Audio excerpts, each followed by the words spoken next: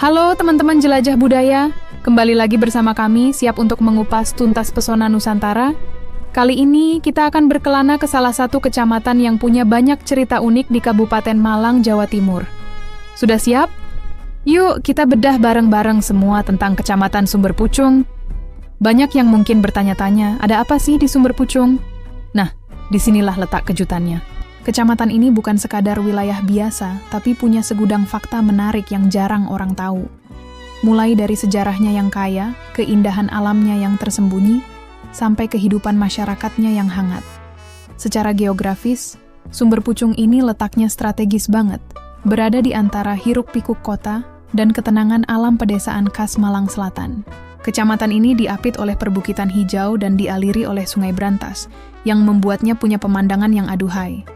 Jadi, kalau kamu cari tempat yang sejuk dan asri, Sumber Pucung bisa jadi jawabannya. Sekarang, kita masuk ke bagian sejarah. Nama Sumber Pucung sendiri punya asal-usul yang sangat menarik. Konon, nama ini berasal dari dua kata, yaitu sumber yang berarti mata air, dan pucung yang merupakan nama sejenis pohon atau buah kluwek. Di masa lampau, diyakini ada sebuah mata air besar yang terletak di dekat pohon pucung, yang kemudian menjadi cikal bakal nama wilayah ini. Cerita ini diwariskan turun-temurun dan menjadi bagian dari identitas masyarakat setempat. Sejarah berdirinya kecamatan ini juga tak lepas dari perkembangan wilayah Malang Raya secara keseluruhan. Sebagai bagian dari Kabupaten Malang, Sumber Pucung telah melewati berbagai era, mulai dari zaman kerajaan hingga masa kolonial Belanda. Jejak-jejak sejarah itu masih bisa kita temukan di beberapa sudut kecamatan.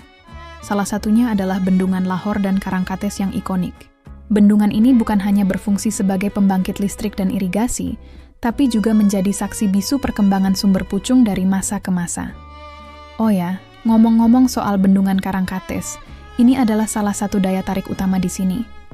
Selain fungsinya yang vital, waduk ini juga menjadi destinasi wisata favorit. Kamu bisa menikmati pemandangan danau yang luas, memancing, atau sekadar bersantai di warung-warung tepi danau sambil menikmati kuliner khas. Suasananya tenang banget, cocok buat melepas penat. Kondisi Sumber Pucung sekarang terus berkembang pesat. Infrastruktur semakin membaik, dan perekonomian warganya juga terus bergerak maju. Sebagian besar penduduknya bekerja di sektor pertanian, perkebunan, dan perikanan, memanfaatkan kesuburan tanah dan potensi perairan yang ada. Namun, sektor pariwisata dan industri kecil juga mulai menggeliat, memberikan warna baru bagi perekonomian kecamatan.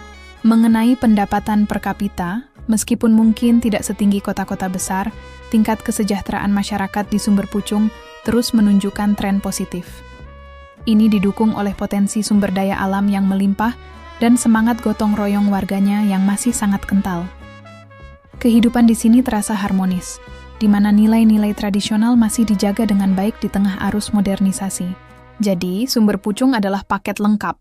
Ada sejarah yang kaya, alam yang mempesona, dan masyarakat yang ramah. Ini adalah bukti bahwa pesona Indonesia itu tersebar di mana-mana, bahkan di tempat yang mungkin belum pernah kita dengar sebelumnya.